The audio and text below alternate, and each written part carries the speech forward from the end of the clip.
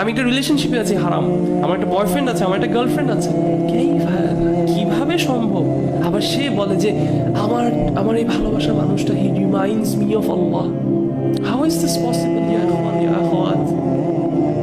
অনেক সময় এরকম বলে যে, আমার কাছে এরকম অনেক কেসেস আসে যে আমি ওকে অনেক ভালোবাসি, কেন? কারণ ও আমাকে তো আল্লাহর কথা মনে করায়। ওকে দেখলে আমার আল্লাহর কথা মনে পড়ে না, ওকে দেখলে আপনার শয়তানের কথা মনে পড়ে। ওকে দেখলে আপনি শয়তানের কাজ করতেছে, ওর সাথে আপনি শয়তানের না, কিন্তু ও তো আমাকে ফাজারের সময় তুলে। এটাই তো দ্য ট্র্যাপ অফ শয়তান। শয়তানি কাজ করাচ্ছে আপনাকে দিনে সুন্দর নাম দিয়ে। সুবহানাল্লাহ।